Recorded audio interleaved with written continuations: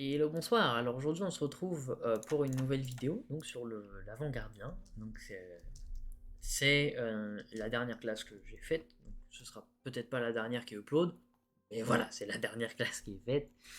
Euh, Pourquoi je la fais en dernière?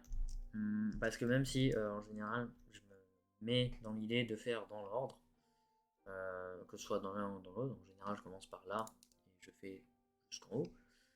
Pourquoi j'ai fini par l'avant-gardien au lieu de terminer par barre, donc voilà, peu importe.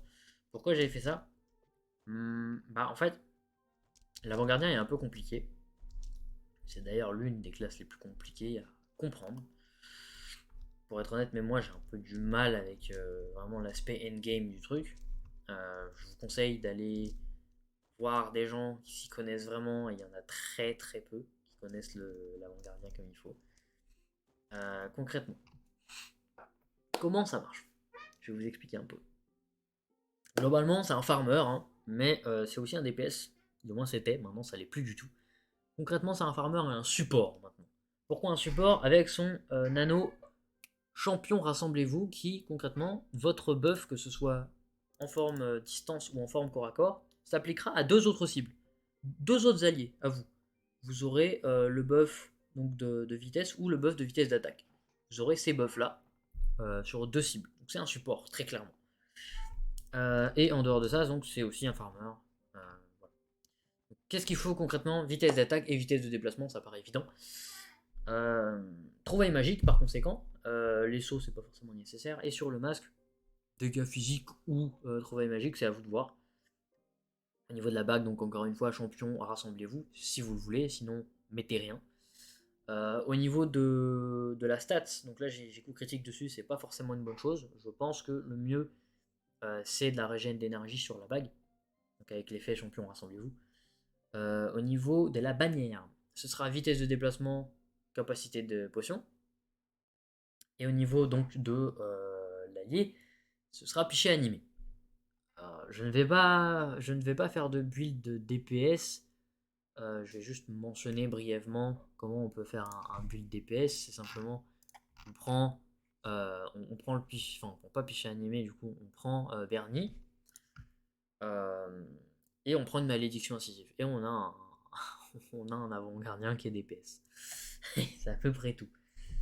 Par contre, il faut savoir le jouer. Ça, c'est autre chose. Donc, au niveau des emblèmes, on va prendre Martial plus éclaireur. Pourquoi Martial? Parce que il n'est pas si fort que ça, l'avant-gardien. C'est l'avant-dernière classe du jeu en termes de à peu près tout. C'est un bon farmer, ça je suis d'accord, mais c'est pas un excellent DPS. C'est un bon support. C'est un des rares supports du jeu. Et c'est un DPS nul à chier. Voilà. Ça fait que c'est l'une des pires classes du jeu en termes de dégâts, hein. Voilà. Et pareil au niveau des dégâts de zone et au niveau de la durabilité de la vitesse de déplacement, c'est pas si énorme que ça. Donc bon, c'est un peu dommage. Voilà. Concrètement, est-ce que j'ai une grande chance à rajouter de ça? Je ne crois pas. Sur cette page-là, c'est bon au niveau de la sous-classe. Alors, moi j'ai pris le bard. Est-ce que je conseille le bard? En vrai, oui.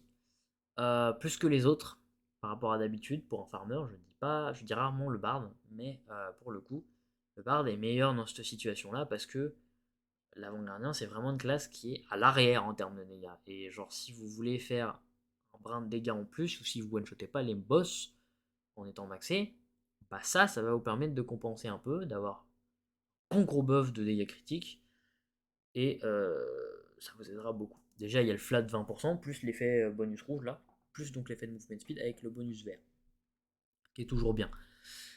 Voilà. Concrètement, sinon, vous pouvez toujours partir sur la base, hein, donc c'est gluco, et voilà.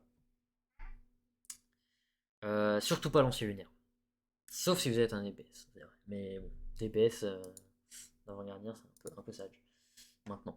Bon, donc du coup, manteau du héros, c'est la gemme de classe qui est pas énorme en termes d'utilité.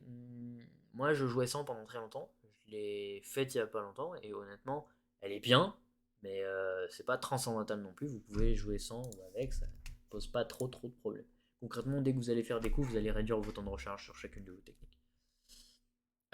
Ensuite, il nous faut une pyrodisque Et si vous voulez faire du DPS, il va falloir enlever la pyrodisque, mettre une malédiction incisive, et il va falloir une vélocité volatile. Parce que les projectiles du mode distance sont lents, pardon, et que donc il y a une combo particulière à faire en termes de DPS, qui est très très compliqué à faire, et qui nécessite la vélocité volatile pour bien fonctionner, combiné avec donc une malédiction incisive pour gagner un max de DPS. Très compliqué à faire, encore une fois, je ne sais pas vraiment très bien le faire moi-même. Je ne vais pas le démontrer parce que c'est très très compliqué et je vais sûrement foirer. Voilà. C'est à peu près tout. Si, au niveau de la gemme cosmique, évidemment. Surtout pas de pouvoir des fleurs. Je viens que de me rendre compte ce matin que j'ai cette gemme. Et j'ai toutes mes gemmes parfaites sur toutes mes classes, mais j'ai pas. Je peux mettre mes gemmes parfaites sur toutes mes classes, il faut juste que je change les stats et les procs. Mais j'avais complètement zappé que j'avais le Vanguard qui avait le pouvoir des fleurs.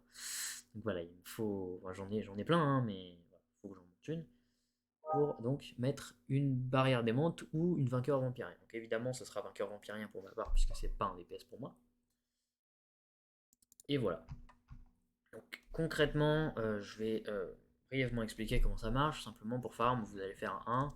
Si vous avez un emblème d'éclaireur, vous allez utiliser votre potion de temps en temps.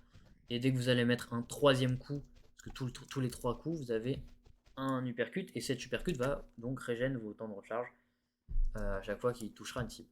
Et plus vous touchez de cible, plus avec cet uppercut, plus le temps de recharge sera réduit. Donc concrètement, ça permet donc de garder ce buff de speed assez souvent. Le problème, c'est qu'il est très très court. D'où l'avantage aussi d'être en mode distant et d'être un DPS pour appliquer donc ce passif en full par exemple sur vos alliés. Ça peut être intéressant et fun à jouer si vous avez des poteaux. Intéressant. Donc, voilà. Concrètement comment ça marche, cette fameuse rota DPS un peu bizarre.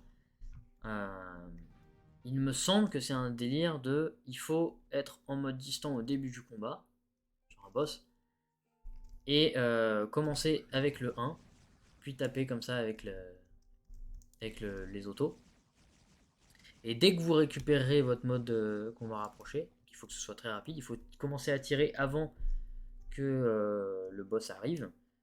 Donc c'est un chrono un peu compliqué à faire et dès que du coup ça aura touché votre cible, vous passez en mode corps à corps, vous foncez au corps à corps, et donc il y aura un gros punch de dégâts qui vont arriver, donc de votre passif distant et de votre passif corps à corps, qui vont faire que vous allez faire une bonne grosse chier de dégâts, et donc il faut répéter ça plusieurs fois.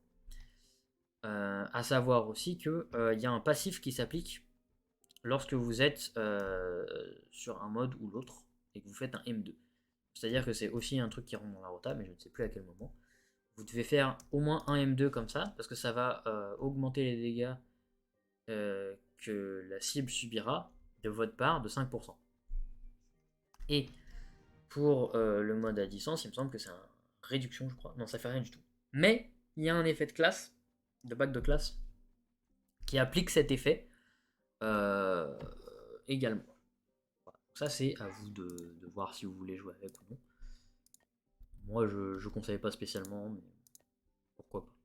Je peux concevoir qu'il y a des gens qui aimeraient un build à distance complètement sur le Vanguard, et donc ça soulignerait la vélocité volatile plus malédiction incisive. Vous faites comme vous voulez, honnêtement. Moi, ça me choque pas. Gardez juste à l'esprit que là, les projectiles sont relativement rapides, parce que sinon, croyez-moi, c'est très lent. Et encore, c'est relativement rapide, hein, c'est pas non plus flash quoi le truc. Hein. En tous les cas, merci d'avoir regardé tout le monde. J'espère que ça vous aura aidé. Si vous avez la moindre question dans les commentaires ou si vous avez besoin de connaître quelqu'un qui sait comment rendre le Vanguard utile en termes de DPS, je peux y répondre et je vous répondrai. Mais sachez encore une fois que le Vanguard n'est pas un DPS, plus maintenant en tout cas, c'est un farmer. Donc j'espère que ça vous aura été utile, encore une fois. Donc, salut à tous et à la prochaine. Bye.